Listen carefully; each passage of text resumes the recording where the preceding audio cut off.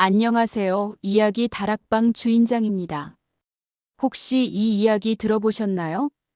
흥미로운 이야기 지금 시작합니다. 구독, 좋아요, 알림 설정은 큰 힘이 됩니다. 내 몸에서 역한 비린내가 진동하는구나. 얼음장처럼 차가운 목소리가 고요한 아침 식탁의 공기를 갈랐다. 모든 소음이 증발한 듯한 정적 속에서 하유는 고개를 들지 못했다. 방금 전까지 속을 메스꺼리게 하던 입덧의 기운이 순식간에 공포로 변이되어 온몸을 올감했다. 맞은편에 앉은 시아버지 강태석의 눈은 웃고 있지 않았다. 지역대학에서 평생 교수로 재직하다 정년 퇴임한 그는 한치의 흐트러짐도 용납하지 않는 권위 그 자체였다. 그의 말 한마디는 법이었고 그의 심기는 이 집의 날씨를 좌우했다. 하윤의 남편 지훈과 결혼하여 이 거대한 집에 발을 들인 것은 불과 반년 전의 일이었다. 부산 해운대의 마린시티, 바다를 정원처럼 거느린 최고급 아파트는 모든 이들이 선망하는 공간이었지만 하윤에게는 서늘한 유리 감옥과도 같았다. 건축 설계사인 지훈은 다정하고 따뜻한 사람이었다. 그의 온기만이 이 집에서 하윤이 기댈 수 있는 유일한 벽이었다. 두 사람은 뜨겁게 사랑했고 그 사랑의 결실로 결혼에 골인했다. 결혼 생활의 시작은 꿈결 같았다. 지훈은 늘 하윤의 편이었고 그의 곁에선 시아버지의 얼음 같은 시선도 그림자처럼 조용한 시어머니 윤희의 침묵도 견딜만 했다. 하지만 행복은 길지 않았다. 지훈이 울산의 대규모 플랜트 건설 프로젝트 책임자로 발령받아 장기 출장을 떠나게 된 것이다. 현관에서 마지막 포옹을 하던 날, 지훈은 하윤의 귓가에 속삭였다. 무슨 일 있으면 바로 전화해. 아버지가 엄하셔도 당신은 내 사람이니까 아무도 함부로 못해. 금방 돌아올게. 그 약속을 철석같이 믿었지만 지훈이 떠난 후 집의 공기는 완전히 달라졌다. 유일한 방패막이가 사라진 성에 홀로 남겨진 기분이었다. 시아버지 강태석의 존재감은 집안 모든 공간을 지배했다. 그는 더 이상 며느리를 대하는 시아버지의 가면을 쓰지 않았다. 하윤의 일거수일투족이 그의 감시 아래 놓였다. 오늘은 시장에 누구와 갔었느냐? 왜 그리 웃음이 해프냐? 여자는 정숙함이 가장 큰 미덕이다. 그의 언어는 가르침의 형식을 띤 통제였고 하윤의 자아를 조금씩 갉아먹는 칼날이었다. 시어머니 윤희는 언제나 한 발짝 뒤에 서 있었다. 그녀는 남편의 권위 아래 모든 것을 순응하는 법을 터득한 사람처럼 보였다. 하윤에게 동정적인 눈빛을 보낼 때도 있었지만 결코 남편의 뜻을 거스르는 말이나 행동을 하지는 않았다. 그녀의 침묵은 때로 강태석의 폭언보다 더 큰 절망감을 안겨주었다. 이 거대한 집에서 하윤은 완벽한 고립 상태에 빠져들었다. 지훈과의 통화는 유일한 숨구멍이었지만 그마저도 자유롭지 못했다. 강태석은 하윤이 전화를 들고 방으로 들어가는 것조차 용납하지 않았다. 거실 소파에 보란듯이 앉아 신문을 보는 척하며 모든 통화 내용을 엿들었다. 하윤은 지훈에게 차마 아버님이 이상해요라는 말을 꺼낼 수 없었다. 그저 보고 싶어요. 잘 지내고 있어요. 같은 의례적인 말들로 그리움을 달랠 뿐이었다. 변화는 서서히 그러나 확실하게 다가왔다. 처음에는 그의 시선이 하윤의 얼굴이 아닌 몸의 곡선을 좇는 시간이 길어졌다. 식사를 할 때면 식탁 아래로 그의 발이 하윤의 발을 스치고 지나가는 일이 잦아졌다. 소름이 돋아 발을 피하면 그는 아무 일 없었다는 듯 근엄한 표정으로 식사를 계속했다. 의도된 우연을 가장한 접촉은 점점 대담해졌다. 좁은 복도를 지날 때면 어깨를 부딪히고 소파 옆을 지날 때면 손을 뻗어 머리카락을 쓸어넘겼다. 머릿결이 참 좋구나. 우리 지훈이가 복이 많아. 그의 손길이 닿은 머리카락을 전부 잘라내고 싶은 혐오감에 몸서리쳤지만 하윤은 그저 억지 미소를 지으며 뒷걸음질 칠 수밖에 없었다. 저항은 곧 징벌로 돌아온다는 것을 본능적으로 알고 있었다. 어느 비오는 밤이었다. 천둥 소리가 요란하게 창문을 두드리고 지훈은 현장 비상사태로 전화를 받지 못했다. 넓은 집에는 시어머니마저 친정 언니의 병문 안으로 집을 비운 상태였다. 적막과 어둠 그리고 빗소리만이 가득한 공간에 하윤과 시아버지 단 둘만 남아 있었다. 거실에서 홀로 TV를 보던 하윤의 등 뒤로 인기척이 느껴졌다. 돌아보자 목욕 가운을 걸친 강태석이 와인잔을 들고 서 있었다. 잠이 오지 않는 게냐? 그의 목소리는 평소보다 낮고 끈적하게 가라앉아 있었다. 하윤은 심장이 내려앉는 것을 느끼며 자리에서 일어났다. 아니에요, 아버님. 이제 들어가 자려고요. 도망치듯 방으로 향하려는 하윤의 팔을 그가 붙잡았다. 뿌리치기엔 너무나 단단하고 거대한 손이었다. 그의 입에서 짙은 와인 향과 함께 뜨거운 숨결이 뿜어져 나왔다. 내가 많이 외로워 보인다. 그것은 질문이 아니었다. 스스로에게 내리는 허락이자 하윤에게 내리는 선고였다. 그날 밤 억수같이 쏟아지는 비는 하윤의 비명소리를 집어삼켰다. 육중한 몸이 짓누르는 고통과 수치심 속에서 하윤의 세상은 산산조각 나 부서져 내렸다. 지훈과 함께 쌓아 올렸던 모든 꿈과 행복, 미래가 더러운 욕망 아래 지식여졌다. 그것은 끝이 아닌 시작이었다. 균열은 이미 돌이킬 수 없을 만큼 깊고 거대하게 벌어지고 있었다. 그날 이후 하윤의 시간은 색을 잃었다. 모든 것이 잿빛이었다. 해가 뜨고 지는 것은 더 이상 희망이나 안식의 신호가 아니었다. 그저 견뎌내야 할 고통의 또 다른 시작과 끝을 의미할 뿐이었다. 강태석은 아무 일도 없었다는 듯 행동했다. 아침 식탁에서는 여전히 근엄한 가장의 얼굴로 신문을 읽었고 저녁에는 세상 모든 시름을 짊어진 듯한 표정으로 뉴스를 시청했다. 하지만 그의 눈빛은 달라져 있었다. 이전의 서늘한 감시자의 눈빛에 무언가를 소유한 자의 만족감과 역겨운 비밀을 공유하게 된 공범자를 향한 경멸이 뒤섞여 있었다. 그는 하윤을 완벽하게 소유하고 통제하기 시작했다. 오늘은 외출하지 말거라. 집안일이 많지 않으냐. 그 옷은 너무 짧다. 며느리의 품위에 맞지 않아. 그의 말은 이제 거스를 수 없는 명령이 되었다. 하윤이 유일하게 외부와 소통할 수 있었던 동네 문화센터의 자수 수업마저 시간 낭비라는 이유로 그만두게 했다. 마린시티의 화려한 아파트는 이제 완벽한 감옥이 되었고 강태석은 그 감옥의 간수였다. 시어머니 윤희는 이 모든 변화를 모르는 척했다. 아니, 어쩌면 정말 몰랐을 수도 있다. 하지만 며느리의 얼굴에서 웃음이 사라지고 눈밑이 거무죽죽해지고 살아있는 송장처럼 변해가는 것을 정말 몰랐을까. 그녀는 그저 자신의 평화를 지키기 위해 애써 외면하는 것일지도 몰랐다.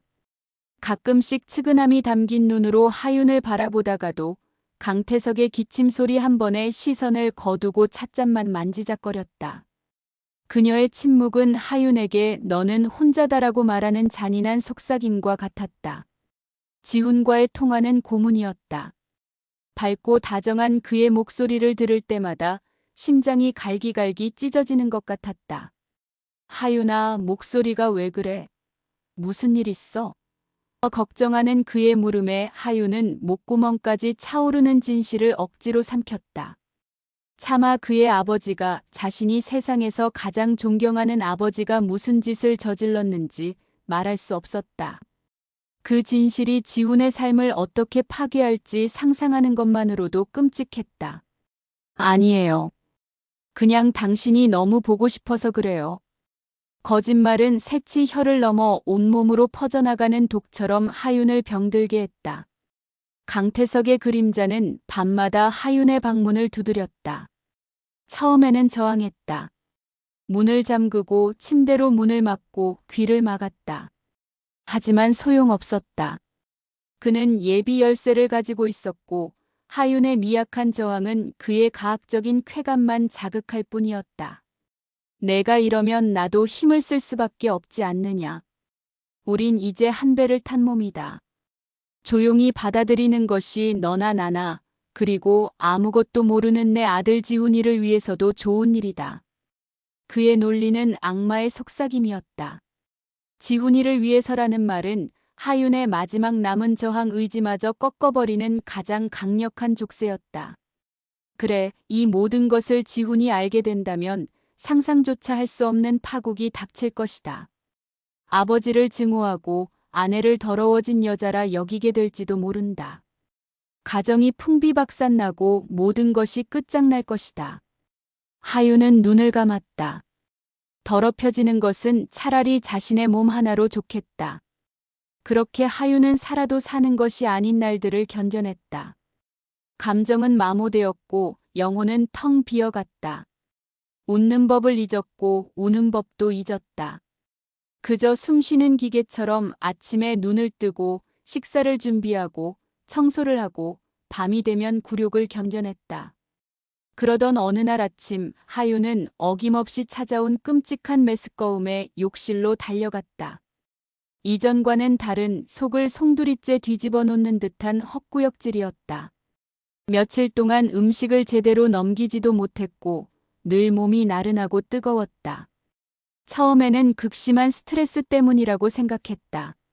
하지만 문득 달력에 표시해 두었던 작은 동그라미가 떠올랐다. 생리가 예정일보다 한참이나 늦어지고 있었다. 설마 아닐 거야. 하윤은 고개를 저었다. 부정하고 싶은 현실이 검은 파도처럼 밀려와 목을 조였다. 손이 벌벌 떨렸다. 심장이 발밑까지 쿵 하고 떨어지는 기분이었다. 아니, 떨어질 심장 따위는 이미 남아있지 않았다. 텅 빈 흉곽에서 차가운 바람이 휘몰아쳤다. 그녀는 그날 오후 시어머니가 시장에 간 틈을 타집을 나섰다. 모자를 깊게 눌러쓰고 마스크로 얼굴을 가린 채 가장 가까운 약국으로 향했다. 약사의 얼굴을 차마 쳐다보지도 못하고 구석에 진열된 임신 테스트기를 집어들었다. 계산을 하고 도망치듯 약국을 빠져나왔다. 손에 들린 작은 상자가 마치 시한폭탄처럼 느껴졌다. 집으로 돌아와 화장실 문을 잠갔다. 차가운 타일의 한기가 발바닥을 통해 온몸으로 퍼졌다. 설명서를 읽는 눈앞이 흐려졌다. 몇 번이나 심호흡을 한 후에야 하윤은 지시대로 테스트를 마쳤다. 결과를 기다리는 몇 분이 몇 년처럼 길게 느껴졌다. 제발, 제발 한 줄이어야 해. 그녀는 간절히 기도했다. 하지만 하윤의 마지막 희망은 잔인하게 꺾였다. 소변이 스며든 테스트기의 작은 창에 선명하고도 또렷한 두 개의 붉은 선이 나타났다. 순간 세상의 모든 소리가 사라졌다. 하윤은 자리에 주저앉았다. 손에서 미끄러진 테스트기가 타일 바닥에 부딪히며 날카로운 소리를 냈다. 두 줄. 그것은 새로운 생명의 축복이 아니었다. 그것은 자신의 몸 안에 악마의 씨앗이 자라나고 있다는 끔찍한 증거였다. 더 씌워진 그림자는 이제 그녀의 몸속까지 침투하여 결코 지워낼 수 없는 흔적을 남기고야 말았다. 절망이 비명이 되어 터져나왔지만 틀어막은 입술 사이로 새어나오는 것은 가느다란 신음뿐이었다. 두 줄의 선은 지워지지 않는 낙인이었다. 하윤은 화장실 바닥에 주저앉아 얼마나 울었는지 모른다. 눈물은 말라붙었고 텅 빈 눈에서는 더 이상 아무것도 흘러나오지 않았다. 그녀의 몸 안에 새로운 생명이 자라고 있다는 사실은 기적이 아니라 저주였다. 그것은 강태석의 일부였고 그 끔찍했던 밤의 증거였으며 앞으로 남은 평생을 따라다닐 굴욕의 징표였다. 하윤은 테스트기를 변기에 던져넣고 물을 내렸다. 증거는 사라졌지만 자신의 몸 안에 자라나는 진실은 없앨 수 없었다. 어떻게 해야 할까? 이 아이를 지워야 할까? 하지만 그건 역시 하나의 생명을 죽이는 일이었다. 더구나 병원에 가는 순간 모든 기록이 남을 것이다. 강태석은 그녀의 모든 것을 감시하고 있었다. 그녀가 병원에 다녀온 사실을 그가 모를 리 없었다. 아니, 어쩌면 이 아이가 지훈의 아이일 수도 있지 않을까? 마지막 출장을 떠나기 전날 밤 두 사람은 사랑을 나누었다. 희미한 가능성의 불씨가 타올랐지만 그것은 곧 차가운 이성 앞에서 꺼져버렸다. 날짜를 계산해보면 명백했다. 이 아이는 결코 지훈의 아이일 수 없었다. 그날 저녁 식탁의 분위기는 유난히 무거웠다. 하윤은 속이 울렁거려 음식을 거의 입에 대지 못했다. 수저를 든 손이 미세하게 떨렸다. 그런 하윤을 맞은편에 앉은 강태석이 꿰뚫어보는 듯한 눈으로 지그시 바라보고 있었다. 그는 마치 모든 것을 알고 있다는 듯 느릿하게 입을 열었다. 몸이 좋지 않은 게냐? 얼굴이 말이 아니구나. 그의 위선적인 걱정에 속이 뒤틀렸다. 하윤은 대답 대신 고개를 숙였다. 요즘 통 입맛이 없어 보이던데 혹시 좋은 소식이라도 있는 것 아니냐? 그의 말에 하윤과 시어머니 윤희의 시선이 동시에 그에게로 향했다. 윤희의 얼굴에는 희미한 기대감이 스쳤다. 아들의 아이를 가졌을지도 모른다는 생각에 잠시나마 며느리를 향한 경계심이 누그러진 듯했다. 그러나 하윤은 그 말의 진짜 의미를 알고 있었다. 그것은 질문이 아닌 확인이었다. 자신의 씨앗이 제대로 착상했는지 확인하는 악마의 물음이었다. 하윤은 입술을 깨물었다. 아무 말도 할 수 없었다. 긍정도 부정도 할 수 없었다. 식사가 끝나고 하윤은 도망치듯 자신의 방으로 들어왔다. 심장이 미친 듯이 뛰었다. 그는 알고 있다. 아니, 처음부터 계획했던 것일지도 모른다. 자신의 핏줄을, 자신의 대를 이런 식으로 잊게 하려는 끔찍한 계획이었을까? 상상은 꼬리에 꼬리를 물고 하윤을 더욱 깊은 절망의 늪으로 끌고 들어갔다. 그때 방문을 두드리는 소리가 들렸다. 강태석이었다. 하윤은 온몸이 굳어버렸다. 문을 열어주지 않고 버텼지만 그는 익숙하게 예비 열쇠로 문을 열고 들어왔다. 그의 손에는 따뜻한 우유가 담긴 컵이 들려 있었다. 몸도 안 좋은데 이거라도 마시고 자거라. 이제부터는 몸 관리에 신경 써야지. 혼자만의 몸이 아니지 않으냐. 그는 컵을 침대 옆 탁자에 내려놓으며 미소를 지었다. 그 미소는 하윤에게 사형 선고처럼 보였다. 모든 것을 알고 있으니 헛된 저항은 그만두라는 무언의 압박이었다. 아버님 제발. 하윤의 목소리가 애원처럼 새어나왔다. 강태석은 하윤의 침대 가장자리에 걸터 앉았다. 그리고는 마치 인자한 아버지가 딸을 타이르듯 부드럽지만 단호한 목소리로 말했다. 아가 지혜로운 여자가 되어야 한다. 이 일은 우리 둘만의 비밀로 해야 한다.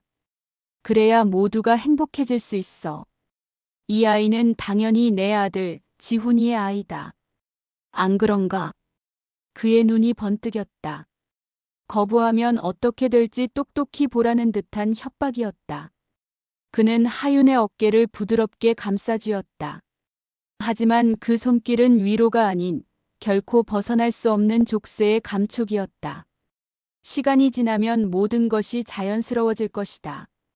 너는 이 집의 귀한 손주를 낳은 며느리가 되는 것이고 나는 자랑스러운 할아버지가 되겠지. 지훈이도 세상 누구도 이 비밀을 알 필요는 없다.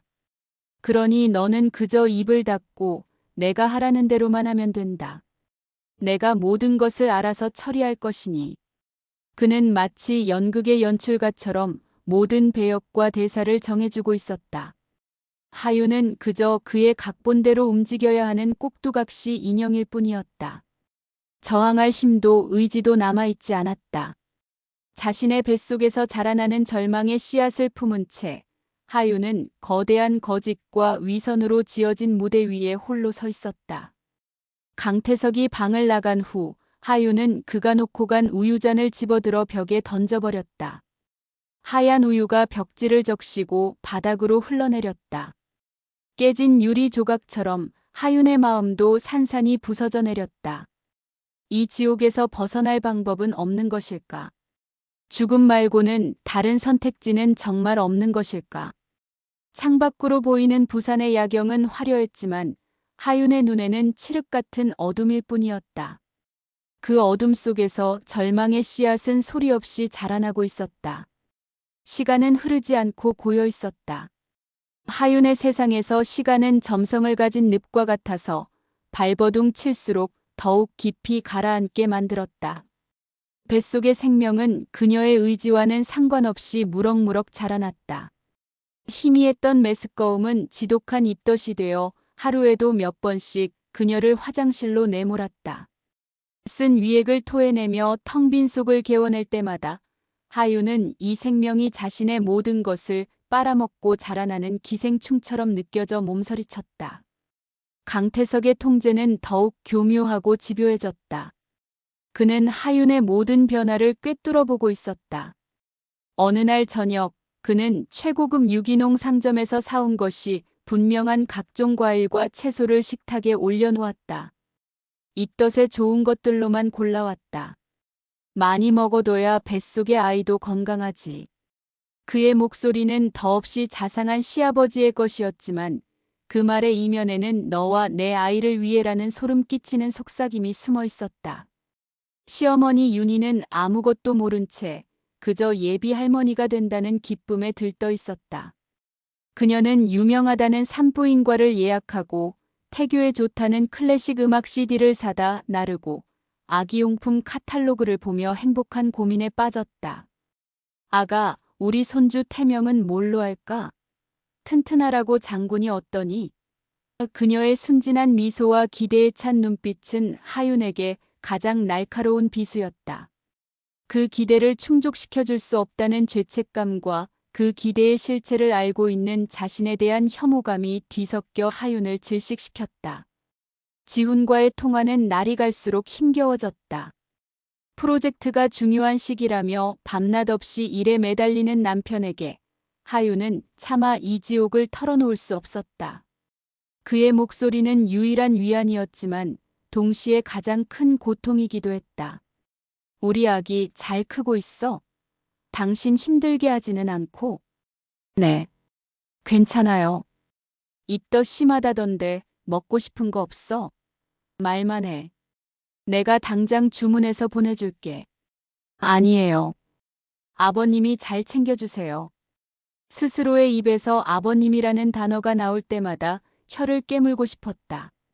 지훈은 하윤의 가라앉은 목소리를 임신으로 인한 호르몬 변화나 외로움 탓으로만 여겼다. 조금만 참아, 하윤아. 이 프로젝트만 끝나면 바로 달려갈게. 가서 우리 아기 초음파 사진도 같이 보고 당신 맛있는 것도 많이 사줄게. 그의 다정한 약속들은 더 이상 미래에 대한 희망이 아니라 결코 닿을 수 없는 신기루처럼 아득하게만 느껴졌다. 하윤은 거짓된 평온을 연기하며 전화를 끊고 나면 소리 죽여 우는 것 말고는 할 수 있는 일이 없었다. 침묵의 무게는 하윤의 영혼을 짓눌렀다. 뱃속의 아이가 존재를 과시하듯 처음 태동을 느꼈던 날 하윤은 비명을 지를 뻔했다. 자신의 몸 안에서 다른 생명체가 움직인다는 경이로움이 아닌 이물감이 주는 공포가 온몸을 휩쌌다. 그것은 축복이 아니라 자신의 몸이 더 이상 자신의 것이 아님을 알리는 명백한 신호였다. 그날 밤 하윤은 악몽을 꾸었다. 갓 태어난 아이가 강태석의 얼굴을 하고 자신을 향해 어머니라고 부르는 끔찍한 꿈이었다. 식은땀에 흠뻑 젖어 잠에서 깬 하윤은 거실로 나왔다. 캄캄한 어둠 속에서 물을 마시려는데 소파에 앉아있던 거대한 그림자가 움직였다. 강태석이었다. 그는 마치 하윤이 나올 것을 알고 있었다는 듯 조용히 그녀를 지켜보고 있었다. 잠을 설쳤느냐? 네. 잠시 목이 말라서요. 이리 와 앉거라. 그의 목소리는 거부할 수 없는 명령이었다. 하윤은 자석에 이끌린 쇠붙이처럼 그의 옆으로 다가가 소파 끝에 걸터 앉았다. 그는 하윤의 부른 배를 지그시 내려다보았다. 그의 눈빛은 탐욕스러웠고 만족감으로 가득 차 있었다. 제법 자리를 잡았구나. 아주 건강하게 잘 크고 있는 모양이야. 그의 손이 천천히 하윤의 배를 향해 다가왔다. 하윤은 저도 모르게 몸을 움츠렸다. 그 손길이 닿는 것을 견딜 수 없었다. 그 순간 지난밤의 악몽과 그동안 억눌러왔던 모든 공포와 혐오감이 한꺼번에 폭발했다. 만지지 마세요. 하윤은 자신도 모르게 소리치며 그의 손을 뿌리쳤다. 집안을 울리는 날카로운 외침이었다. 강태석의 얼굴이 순간적으로 굳어졌다. 그의 눈에서 인자한 가면이 벗겨지고 차가운 분노가 이글거렸다. 내가 지금 누구에게 소리를 지르는 것이냐? 제 몸이에요. 아버님 마음대로 할 수 있는 게 아니라고요. 내 몸 안에 자라고 있는 것이 누구의 씨앗인데 그런 소리를 하는 게냐? 은혜를 원수로 갚는 것도 유분수지. 내가 아니었으면 넌 평생 이 집의 대를 이을 수도 없었을지 몰라. 멍청한 지훈이 놈만 믿고 있다가는. 그의 입에서 나온 추악한 말들은 하윤의 마지막 이성의 끈을 끊어버렸다. 은혜? 대를 잇는다? 이 모든 것이 자신을 위한 것이었다는 듯한 그의 뻔뻔함에 피가 거꾸로 솟았다. 하윤은 자리에서 벌떡 일어났다. 어지럼증과 함께 눈앞이 캄캄해졌다. 복받쳐 오르는 감정을 이기지 못한 그녀의 몸이 힘없이 바닥으로 쓰러졌다. 차가운 대리석 바닥에 부딪히기 직전 하윤의 의식은 깊은 어둠 속으로 가라앉았다. 침묵은 결국 그녀를 파괴하고 있었다. 이대로는 죽는다. 아이도 나도. 그 마지막 생각이 희미하게 뇌리를 스쳤다. 정신을 차렸을 때 하윤은 자신의 침대에 누워 있었다. 시어머니 윤희가 걱정스러운 얼굴로 그녀의 곁을 지키고 있었다. 아가 괜찮으냐? 갑자기 왜 쓰러져? 의사 선생님이 임신 중 빈혈기가 심해서 그런 거라고 무조건 안정을 취하란다. 윤희의 목소리는 진심으로 걱정하고 있었지만 하윤에게는 그 어떤 위로도 되지 않았다. 강태석은 그날 이후 며칠 동안 하윤을 건드리지 않았다. 아마도 뱃속에 자신의 핏줄에 문제가 생길까 염려한 탓일 것이다. 그는 하윤이 쓰러진 것을 임신 중 예민한 며느리의 신경질 정도로 치부하는 듯했다. 이 짧은 평화의 시간 동안 하윤은 생각했다. 쓰러지기 직전 뇌리를 스쳤던 마지막 생각. 이대로는 죽는다는 절박한 깨달음이 그녀를 움직이게 했다. 그녀는 더 이상 침묵 속에 갇혀 서서히 죽어갈 수 없었다. 무엇이라도 해야 했다. 이 지옥 같은 현실을 누군가에게는 알려야 했다. 하지만 누구에게? 자신의 부모님께는 차마 말씀드릴 수 없었다. 평생 농사만 지어온 순박한 분들이 이 끔찍한 진실을 감당할 수 없을 것이다. 친구들, 결혼 후 연락이 뜸해진 친구들에게 이 무거운 이야기를 꺼내기란 쉽지 않았다. 그때 한 사람의 얼굴이 떠올랐다. 대학 시절 늘 언니처럼 하윤을 챙겨주던 소연이었다. 소연은 하윤보다 3살 많았지만 같은 동아리에서 활동하며 누구보다 가깝게 지냈다. 졸업 후 법률사무소에서 사무장으로 일하는 그녀는 똑 부러지고 강단 있는 성격의 소유자였다. 몇 달 전 SNS를 통해 소연이 결혼 후 부산 근교인 양산에 신혼집을 차렸다는 소식을 본 기억이 났다. 하윤은 결심했다. 소연 언니라면 분명 내 이야기를 들어줄 것이다. 어쩌면 방법까지 찾아줄지 모른다. 문제는 강태석의 감시를 어떻게 뚫고 양산까지 가느냐였다. 며칠을 고민하던 하윤에게 기회가 찾아왔다. 시어머니 윤희가 계모임으로 이틀간 경주로 여행을 가게 된 것이다. 강태석 또한 퇴임 교수 모임이 있다며 아침 일찍 집을 나섰다. 완벽한 기회였다. 하윤은 최대한 아무렇지 않은 척 태교의 좋은 책을 사러 서면에 있는 대형 서점에 다녀오겠다고 강태석에게 문자를 남겼다. 혹시 모를 의심을 피하기 위한 위장이었다. 심장이 터질 것처럼 뛰었다. 그녀는 지갑과 휴대폰만 챙겨 서둘러 집을 나섰다.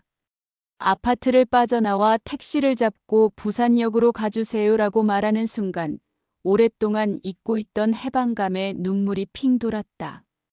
부산역에서 양산으로 가는 기차에 몸을 실은 하윤은 미리 연락해둔 소연에게 메시지를 보냈다. 갑작스러운 연락에도 소연은 아무것도 묻지 않고 역 앞에서 기다리고 있을게. 조심해서 와. 라고 답장을 보내주었다.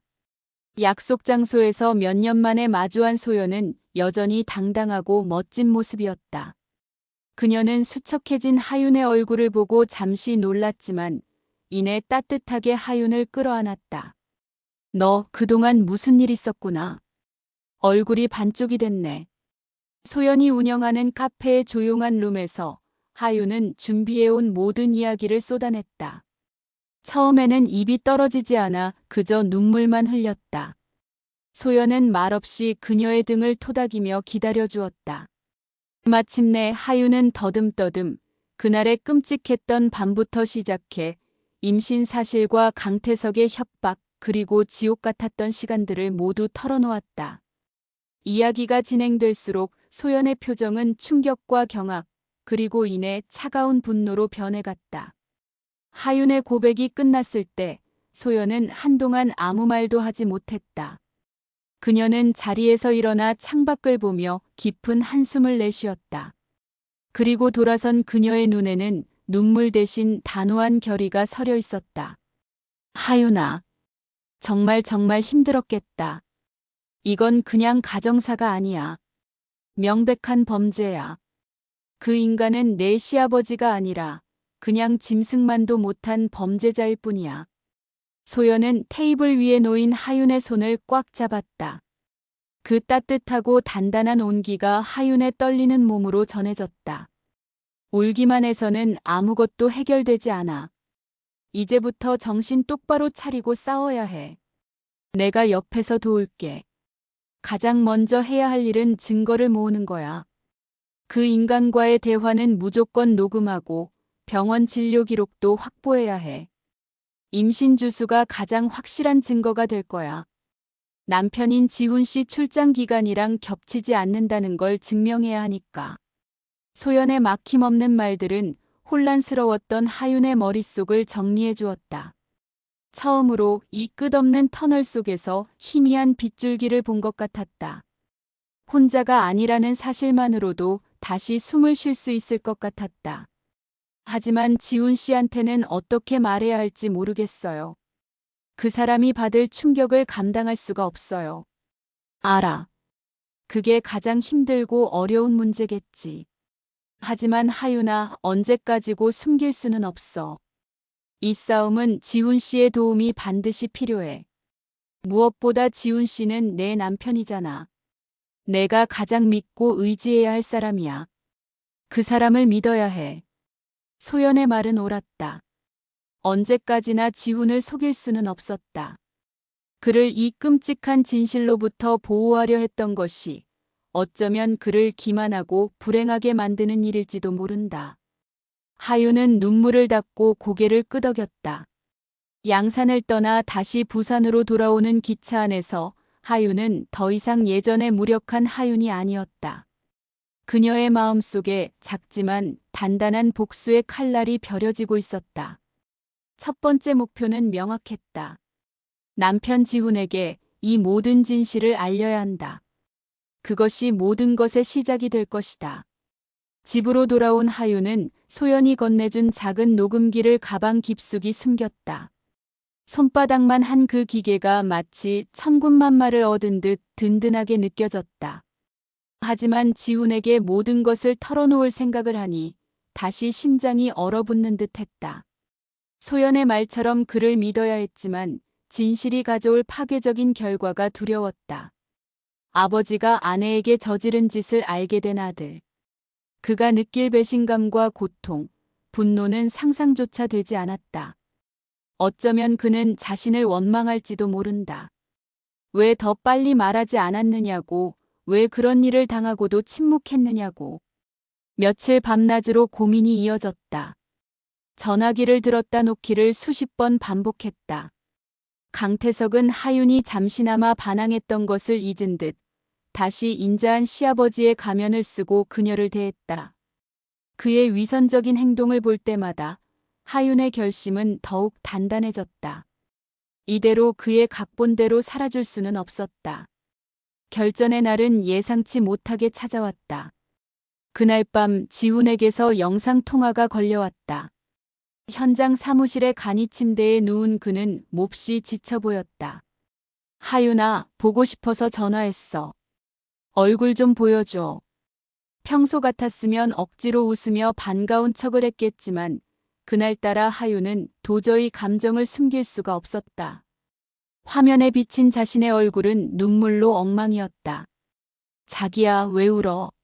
무슨 일이야? 어디 아파? 화면 너머로 지훈의 목소리가 다급해졌다. 그의 걱정스러운 얼굴을 보자 둑이 무너지듯 참아왔던 모든 것이 터져나왔다. 지금이 아니면 영원히 말할 수 없을 것 같았다. 지훈 씨, 나 할 말이 있어요. 뭔데 그래? 말해봐. 누가 당신 힘들게 해? 하윤은 떨리는 손으로 휴대폰을 들고 조용히 방문을 잠갔다. 그리고 깊게 숨을 들이마셨다. 이제 돌이킬 수 없었다. 진실이라는 칼날을 꺼내 들어야 할 시간이었다. 지금부터 내가 하는 말 믿기 힘들겠지만 전부 사실이야. 제발 제발 내 말 끝까지 들어줘. 하윤은 울음을 삼키며 지훈이 울산으로 떠난 그날부터 시작된 모든 일을 털어놓았다. 강태석의 접근, 비 오던 날 밤의 끔찍한 폭행, 그리고 자신의 뱃속에 자라고 있는 아이가 그의 아이가 아니라는 충격적인 사실까지. 한마디 한마디 꺼낼 때마다 날카로운 유리 조각을 삼키는 듯한 고통이 따랐다. 화면 속 지훈의 표정은 처음에는 의아함, 다음에는 불신, 그리고 이내 완전한 충격과 공포로 변해갔다. 그의 얼굴에서 핏기가 사라지고 입술이 파르르 떨렸다. 하윤의 이야기가 끝났을 때 긴 침묵이 흘렀다. 통화가 끊겼나 싶을 정도로 아무 소리도 들리지 않았다. 하윤은 숨을 죽인 채 그의 반응을 기다렸다. 그가 자신을 미친 여자 취급하거나 믿지 못하겠다고 소리친다 해도 이상하지 않을 상황이었다. 얼마나 지났을까? 화면 속에서 지훈이 천천히 입을 열었다. 그의 목소리는 물에 젖은 솜처럼 무겁고 갈라져 있었다. 그 자식이 우리 아버지라는 작자가 당신한테 그랬다고? 그는 아버지라는 단어를 간신히 내뱉었다. 하윤은 고개를 끄덕이는 것 말고는 아무것도 할 수 없었다. 눈물이 비오듯 흘러내렸다. 지훈은 자리에서 벌떡 일어났다. 화면이 심하게 흔들렸다. 그가 무언가를 주먹으로 내리치는 소리가 희미하게 들려왔다. 잠시 후 다시 화면에 나타난 그의 눈은 시뻘게 충혈되어 있었다.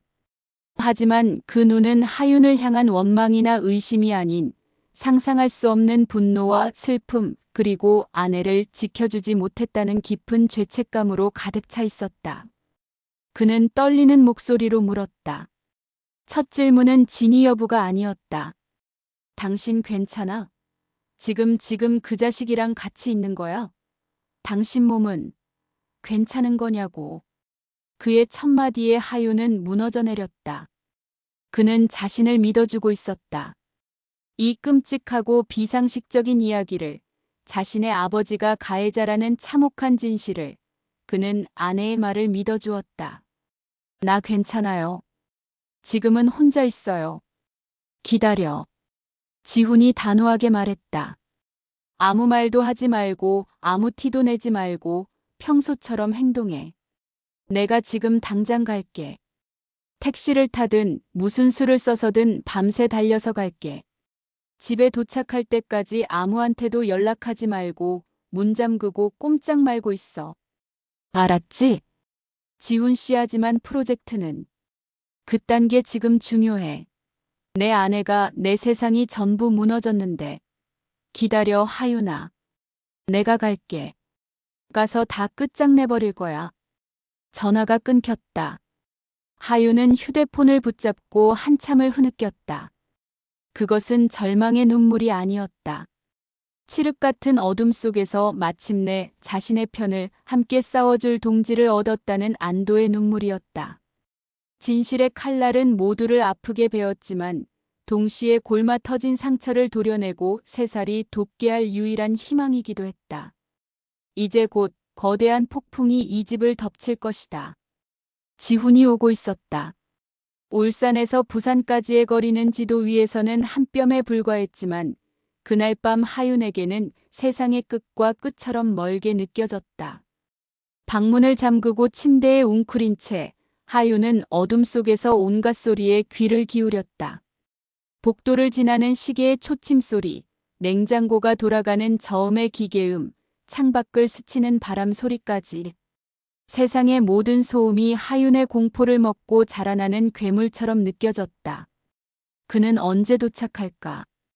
도착해서 무슨 일이 벌어질까? 아버지와 아들이 서로를 마주하는 순간 이 집은 어떻게 될까? 시간이 흐르고 동쪽 하늘이 희미하게 밝아올 무렵이었다. 현관 도어록이 해제되는 기계음과 함께 육중한 문이 열리는 소리가 들렸다. 하윤은 숨을 멈췄다. 발소리. 평소에 느긋하고 권위적이던 강태석의 발소리가 아니었다. 분노와 슬픔에 찬 지치고 다급한 아들의 발소리였다. 지훈이 온 것이다. 하윤이 방문을 열고 나가기도 전에 거실에서 고성이 터져나왔다. 이게 무슨 짓이냐? 이 새벽부터. 회사 일은 팽개치고 어딜 싸돌아다니다 이제 들어와. 강태석의 목소리였다. 그는 아마도 거실 소파에 앉아 아침 신문을 읽으며 평소와 다름없는 완벽한 아침을 시작하고 있었을 것이다. 그의 통제된 세상에 불쑥 나타난 아들의 모습이 그의 심기를 건드린 것이 분명했다. 아버지. 지훈의 목소리는 강철을 긁는 것처럼 거칠고 낮았다. 그 안에는 하룻밤 사이에 수십 년은 늙어버린 남자의 피로와 모든 것을 파괴할 수 있을 만큼 뜨거운 분노가 함께 담겨 있었다. 아니, 당신은 이제 내 아버지가 아니지. 뭐라고? 이놈이 밤새 헛것이라도 본 게냐? 지금 누구 앞에서 행패야? 묻겠습니다. 하윤이한테 내 아내한테 무슨 짓을 했습니까? 거실의 공기가 순간 얼어붙었다. 강태석의 호통이 멎었다. 잠시 동안의 정적은 앞으로 닥쳐올 폭풍의 전조, 바로 폭풍의 눈이었다. 하윤은 떨리는 손으로 문고리를 잡았다. 지금 나가야 했다. 혼자서 남편을 저 괴물과 싸우게 둘 수는 없었다. 내 아내가 내게 무슨 허튼 소리를 짓거리더냐. 임신을 하더니 아이가 예민해져서 헛것을 보는 모양이구나. 내가 잘 타이르고 있으니 너는 어서 회사로. 그 더러운 입에 하윤이 이름 올리지 마. 지훈의 절규에 가까운 외침과 함께 무언가 무너지는 소리가 들렸다. 하윤은 문을 박차고 뛰쳐나갔다. 거실은 전쟁터였다. 지훈은 붉게 충혈된 눈으로 강태석의 멱살을 잡고 있었다. 그의 발치에는 강태석이 아끼던 도자기가 산산조각 나 흩어져 있었다. 평생 아버지에게 순종만 하던 아들의 생애 첫 반항이었다. 어떻게 그런 짓을 할 수가 있습니까? 내가 없는 집에서 당신 며느리한테, 내 아내한테. 당신은 인간이 아니야. 짐승이야. 강태석의 얼굴에서 처음으로 평정심이 깨졌다. 당황과 분노가 뒤섞인 그의 얼굴은 흉하게 일그러졌다. 그는 아들의 손을 뿌리치며 소리쳤다. 이 미친놈이. 저 계집의 말만 믿고 애비한테 무슨 짓이냐. 저 여우 같은 년이 내 놈을 홀리고 우리 집안을 망치려고 작정을 했구나. 바로 그 순간 하윤이 지훈의 곁에 섰다. 그리고 강태석의 눈을 똑바로 마주 보았다. 더 이상 두렵지 않았다. 자신의 옆에는 자신을 믿어주는 남편이 있었다. 제가 제 입으로 똑똑히 말씀드리죠, 아버님. 아버님이 제게 무슨 짓을 하셨는지요. 하윤의 차갑고 단호한 목소리가 거실을 울렸다. 때마침 안방에서 잠있게 나온 시어머니 윤희가 이 모든 광경을 목격했다. 그녀는 믿을 수 없다는 표정으로 남편과 아들, 그리고 며느리를 번갈아 쳐다보았다. 견고했던 성의 가장 높은 곳에서부터 균열이 가고 무너져 내리기 시작하고 있었다. 거대한 폭풍이 마침내 이 집안을 삼키기 시작했다. 여보, 이게 다 무슨 소란이에요? 지훈아, 너는 왜 아비 멱살을 잡고 있는 거고? 시어머니 윤희의 당황한 목소리가 싸늘한 대치 상황에 끼어들었다. 강태석은 이때를 놓치지 않았다. 그는 아들에게서 벗어나 아내의 뒤로 물러서며 순식간에 피해자의 가면을 썼다. 여보, 잘 됐소. 당신도 똑똑히 듣고 판단해 보시오. 저 요망한 며느리가 내 아들을 홀려서 이 애비를 파렴치 안으로 몰고 있소. 내가 저 아이를 친딸처럼 아끼고 보살펴줬더니 은혜를 이런 식으로 갚는구려. 그는 억울하다는 듯 가슴을 치며 연기했다. 수십 년간 지역사회에 존경받는 교육자로 살아오며 익혔을 사람들의 신뢰를 얻는 법을 그는 너무나 잘 알고 있었다. 그는 하윤을 손가락질하며 말했다. 저 아이가 임신을 하더니 정신이 온전치 못하오. 내가 잠시 외간 남자와 통화하는 것을 나무랐더니 앙심을 품고 이런 끔찍한 망상을 지어낸 것이오. 당신 아들이 저런 불안정한 여자에게 속아 넘어가고 있단 말이오. 그럴듯한 거짓말이었다. 모든 책임을 하윤의 정신 문제로 돌리고 자신은 며느리를 걱정한 시아버지로 둔갑시키는 교활한 화법이었다. 윤희는 혼란스러운 눈으로 하윤을 쳐다보았다.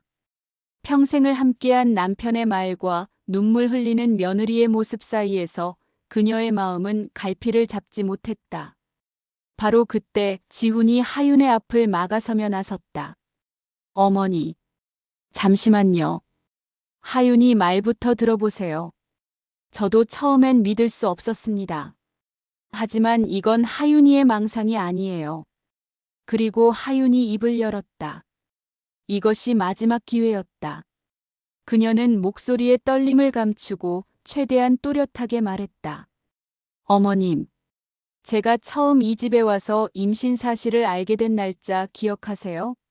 병원에서 임신 6주차라고 했었죠. 계산해보면 수정된 날은 지훈 씨가 울산으로 출장을 떠난 지 한참 뒤예요. 하윤은 방으로 들어가 자신이 표시해둔 달력과 산부인과에서 받아온 진료 기록 서류를 들고 나왔다. 임신 주수와 예상 수정일, 그리고 지훈의 출장 날짜가 명백하게 적혀 있었다. 어머님이 언니 병문안으로 경주에 가셨던 그날 밤 집에는 저랑 아버님 단둘이 있었어요. 그날 밤 비가 아주 많이 왔었죠. 아버님은 제게 와인을 권하셨어요. 하윤이 덤덤하게 사실을 나열할수록 강태석의 얼굴은 새하얗게 질려갔다. 윤희의 얼굴 또한 마찬가지였다. 그녀는 남편의 서재에 고급 와인이 몇 병 있다는 사실도, 그날 밤 비가 억수같이 쏟아졌다는 것도, 자신이 집을 비웠다는 사실도 모두 기억해냈다. 퍼즐 조각들이 하나씩 맞춰지기 시작했다. 그동안 애써 외면해왔던 불편한 진실들, 며느리를 향하던 남편의 미심쩍은 시선, 단둘이 남겨졌을 때의 어색한 침묵들이 하나의 끔찍한 그림으로 완성되고 있었다. 거짓말. 전부 거짓말이야. 저것이 어디서 남의 씨를 받아와서는 감히 나에게 뒤집어 씌우려 해. 궁지에 몰린 강태석이 발악하듯 소리쳤다. 하지만 그의 외침은 더 이상 예전과 같은 권위를 갖지 못했다. 그의 가면이 조각조각 부서져 내리고 그 뒤에 숨어있던 추악한 민낯이 드러나고 있었다. 윤희는 떨리는 손으로 입을 막았다. 그녀의 눈빛이 경멸과 혐오로 가득 차 남편을 향했다. 그녀는 평생을 바쳐 믿고 순종했던 남자가 실은 가면을 쓴 괴물이었다는 사실을 깨닫고 있었다. 그녀가 지키려 했던 완벽한 가정은 실은 썩어 문드러진 위선의 성이었다. 당신 정말. 그녀는 말을 잇지 못하고 주저앉아 오열했다. 지훈은 더 이상 아무 말도 하지 않았다. 그는 하윤의 손을 잡고 바닥에 주저앉아 우는 어머니를 지나쳐 현관으로 향했다. 하윤아, 가자. 여긴 더 이상 우리 집이 아니야. 어딜 가? 내 허락 없이는 이 집에서 한 발자국도 나갈 수 없어. 강태석이 뒤에서 소리쳤지만 지훈과 하윤은 돌아보지 않았다. 그들은 지옥 같았던 그 집을 뒤로하고 세상으로 나아갔다. 문이 닫히는 순간 하윤은 무너진 가면 뒤에 남겨진 강태석의 절망적인 얼굴과 자신의 세계가 무너진 것을 깨달은 윤희의 통곡 소리를 들었다. 이제 진정한 싸움의 시작이었다. 아파트를 빠져나온 두 사람은 곧장 소연에게로 향했다. 소연은 모든 것을 예상했다는 듯 차분하게 그들을 맞이했다. 그녀는 충격과 분노로 몸을 제대로 가누지 못하는 지훈의 어깨를 두드려주고 하윤에게는 따뜻한 차를 건넸다. 이제 감정적으로 대응할 시간은 끝났어. 지금부터는 철저하게 이성적으로 움직여야 해. 그 인간은 분명 자신의 사회적 지위와 인맥을 총동원해서 빠져나가려 할 거야. 우리도 모든 법적, 제도적 장치를 활용해야만 해. 소연의 조언에 따라 그들은 경찰서가 아닌 부산 여성긴급상담센터로 먼저 향했다. 성폭력 피해자 지원을 전문으로 하는 곳이었다. 상담사는 하윤의 이야기를 들어주는 내내 단 한 번도 그녀를 의심하거나 비난하지 않았다. 그저 고개를 끄덕이며 그녀의 고통에 공감해 주었다. 하윤은 처음으로 온전한 지지와 보호를 받고 있다는 느낌에 꾹꾹 눌러왔던 모든 감정을 쏟아내며 한참을 울었다. 상담사의 도움을 받아 하윤은 경찰에 제출할 진술서를 작성하기 시작했다. 끔찍했던 기억을 다시 떠올리고 시간 순서대로 구체적인 사실들을 글로 옮기는 작업은 고통스러웠다. 하지만 옆에서 지훈이 손을 잡아주고 소연이 법률적인 조언을 해주었기에 견딜 수 있었다. 진술서에는 강태석의 폭행 사실뿐만 아니라 그 이후의 협박과 통제에 대한 내용까지 상세하게 담겼다. 가장 결정적인 증거는 역시 임신 주수와 지훈의 부재를 증명하는 자료들이었다. 정식으로 고소장이 접수되자 사건은 경찰의 손으로 넘어갔다. 예상대로 강태석의 반격은 거셌다. 그는 지역에서 명망 있는 대형 로펌의 변호사를 선임했다. 그의 변호사는 언론에 정신적으로 불안정한 며느리가 재산을 노리고 벌인 파렴치한 무고극이라며 존경받는 교육자의 명예를 훼손한 것에 대해 단호히 법적 책임을 묻겠다는 입장을 밝혔다. 강태석의 인맥도 움직이기 시작했다. 그가 교수로 재직했던 대학의 동료들과 제자들이 강태석 교수의 인품을 보증한다는 탄원서를 제출했다. 지역 신문에는 익명의 제보를 가장하여 하윤의 사생활에 대한 헛소문을 퍼뜨리는 기사가 실리기도 했다. 세상은 순식간에 하윤을 꽃뱀, 정신병자로 몰아가는 분위기였다. 지훈의 회사에도 압력이 들어왔다. 그의 프로젝트를 발주한 대기업의 임원 중 한 명이 강태석의 오랜 후배였던 것이다. 지훈은 가정사를 원만하게 해결하지 않으면 프로젝트에서 손을 떼야 할 수도 있다는 무언의 협박을 받았다. 사회라는 거대한 벽 앞에서 하윤과 지훈은 무력감을 느꼈다. 진실은 그들의 편이었지만 세상은 진실보다 그럴듯한 거짓과 권력자의 편에 서는 듯했다. 하윤은 다시 한번 절망의 늪에 빠져드는 것 같았다. 바로 그때 예상치 못한 곳에서 전화가 걸려왔다. 시어머니 윤희였다. 그녀의 목소리는 작고 떨렸지만 그 안에는 이전에는 없었던 단단한 심지가 느껴졌다. 아가나다. 지금 경찰서에 와줄 수 있겠니? 내가 내게 해줄 말이 있다. 아니, 해줘야만 하는 말이. 며칠 동안 윤희는 텅 빈 집에서 남편이라는 괴물과 함께 지내며 지옥 같은 시간을 보냈을 것이다. 그녀는 자신의 지난 삶 전체를 부정당하는 고통 속에서 마침내 결단을 내린 것이 분명했다. 무엇이 옳고 그른지에 대한 한 인간으로서의 마지막 양심의 선택이었다. 윤희의 전화는 이 길고 어두운 싸움의 흐름을 바꿀 결정적인 변수가 될 것이었다. 법의 심판대에 오르기 전 가장 가까운 곳에서부터 시작된 양심의 심판. 그것이야말로 심판의 진정한 서막이었다. 경찰서의 조사실은 차가운 형광등 불빛만이 내려앉아 있었다. 하윤과 지훈이 도착했을 때 시어머니 윤희는 창백한 얼굴로 초점 없이 허공을 응시하고 있었다. 그녀의 앞에는 담당 형사가 앉아 있었다. 윤희는 며느리와 아들을 발견하고는 자리에서 일어나 푹 숙였던 고개를 들었다. 그녀의 눈은 퉁퉁 부어 있었지만 그 안에는 더 이상 혼란이나 두려움이 아닌 슬프고도 단호한 빛이 자리하고 있었다. 왔구나. 윤희는 참고인 자격으로 경찰에 자진 출석했다. 그녀는 남편의 폭행을 직접 목격하지는 못했지만 수십 년을 함께 살아온 아내만이 알 수 있는 것들을 증언했다.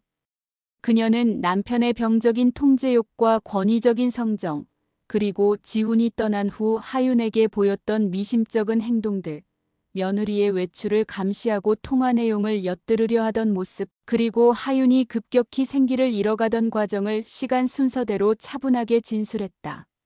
저는 제 남편이 무서웠습니다. 평생을 그의 그늘 아래서 그의 뜻을 거스르지 않고 살아왔습니다. 제 평화가 깨지는 것이 두려워 애써 외면했습니다.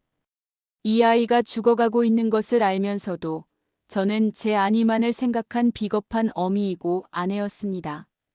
윤희의 진술은 눈물과 함께 쏟아져 나왔다. 그것은 남편을 향한 고발이자 스스로의 과오를 고백하는 참회였다. 아내의 증언은 강태석의 존경받는 교육자라는 가면을 산산조각 내는 결정적인 망치가 되었다. 그의 사회적 인격이 가장 가까운 사람에 의해 완전히 부정당한 것이다. 윤희의 용기 있는 고백이 기폭제가 되었다. 사건이 언론에 보도되자 예상치 못한 전화 한 통이 하윤에게 걸려왔다. 자신을 강태석의 옛 제자라고 밝힌 한 여성이었다. 혹시 박하윤 씨 되시나요? 뉴스 보고 너무 놀라서요.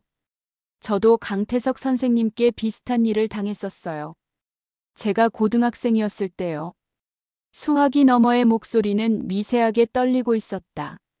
미선이라고 자신을 밝힌 그녀는 10수년 전 교육 상담을 핑계로 단둘이 남게 된 교무실에서 강태석에게 성추행을 당했던 끔찍한 기억을 털어놓았다. 당시에는 너무 어리고 무서워서 아무에게도 말하지 못했지만 하윤의 용기를 보고 더 이상 침묵해서는 안 되겠다고 결심했다는 것이다. 미선의 등장은 사건의 국면을 완전히 전환시켰다.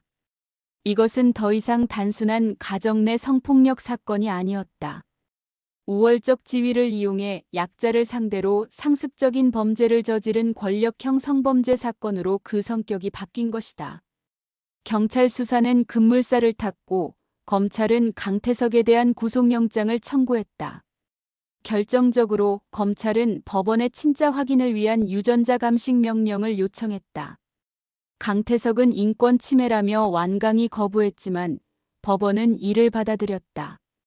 그의 저항은 오히려 혐의를 인정하는 꼴이 되었다. 결과는 명백했다. 하윤의 뱃속 태아의 유전자와 강태석의 유전자는 99.99% 확률로 친자 관계가 성립된다는 감정서가 도착했다. 더 이상 그 어떤 변명이나 거짓말도 통하지 않는 차갑고 명백한 과학적 진실이었다. 마침내 첫 재판이 열리는 날, 부산지방법원 앞은 취재진들로 인산인해를 이뤘다. 죄수복을 입고 고개를 푹 숙인 채 법정으로 들어서는 강태석의 모습은 더 이상 지역사회에 존경받는 인사가 아니었다. 그는 한낱 파렴치한 성범죄자에 불과했다. 법정에서 하윤은 증인석에 섰다. 배는 이제 제법 불러 있었지만 그녀의 목소리는 떨리지 않았다.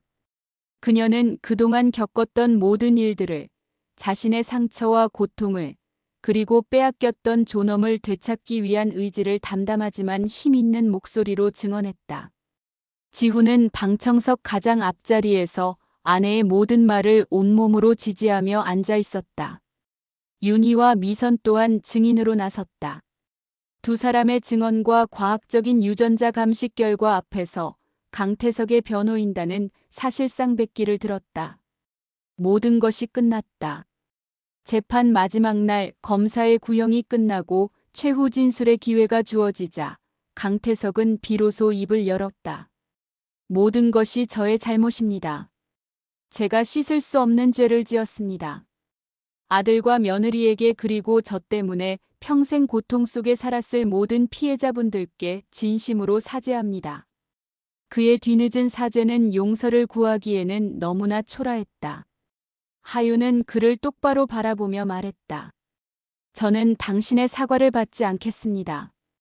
다만 당신이 저지른 죄에 대한 정당한 처벌을 받으시길 바랍니다. 그것이 당신이 제게 그리고 당신의 아들에게 또 당신의 손주가 될 이 아이에게 할 수 있는 유일한 속죄입니다. 몇 주 후 선고 공판에서 재판부는 강태석에게 중형을 선고했다. 법봉이 내리쳐지는 순간 길고 길었던 싸움이 끝났다. 시간이 흘렀다. 하윤은 가을의 문턱에서 건강한 아들을 낳았다. 아이의 얼굴에서 간혹 그 남자의 흔적이 보일 때면 가슴이 철렁 내려앉기도 했지만 아이는 그저 사랑스러운 하나의 생명일 뿐이었다. 지훈과 하윤은 아이에게 선우라는 이름을 지어주었다. 선하고 올바르게 자라 세상의 빛이 되라는 의미였다. 그들은 부산을 떠나 조용한 소도시로 이사했다. 지훈은 직장을 옮겼고 하윤은 작은 공방을 열어 자신이 좋아하는 자수를 놓으며 마음의 상처를 치유해 나갔다. 강태석과 이혼한 윤희는 가끔씩 손주를 보러 왔다. 그녀는 말없이 선우를 안아주며 눈물을 흘렸고 하윤의 손을 잡으며 미안하다는 말을 반복했다. 세 사람은 그렇게 서로의 상처를 보듬으며 느리지만 단단하게 새로운 가족의 형태를 만들어가고 있었다. 어느 맑은 주말 오후 하윤과 지훈은 선우를 유모차에 태우고 공원을 산책했다. 따스한 햇살이 부서져 내리고 아이들의 웃음소리가 바람을 타고 흩어졌다. 지훈이 하윤의 어깨를 감싸 안았다. 괜찮아? 하윤은 지훈을 보며 희미하게 웃었다. 응. 이제 괜찮아. 완벽하게 괜찮아진다는 것은 불가능할지도 모른다. 끔찍했던 기억은 평생 상흔으로 남을 것이다. 하지만 하윤은 더 이상 어둠 속에 주저앉아 울고만 있지 않았다. 그녀는 자신의 삶을 되찾았고 사랑하는 사람들과 함께 앞으로 나아가고 있었다. 저 멀리 한 아이가 넘어져 울음을 터뜨리자 엄마가 달려가 아이를 일으켜 세우고 흙을 털어주었다. 그 모습을 보며 하윤은 생각했다. 삶이란 어쩌면 넘어지고 부서지고 상처 입는 과정의 연속일지도 모른다. 하지만 중요한 것은 넘어진 자리에서 다시 일어나 먼지를 털고 빛을 향해 걸어 나갈 용기를 잃지 않는 것이다. 하윤은 유모차 속에서 잠든 선우의 작은 손을 가만히 잡았다.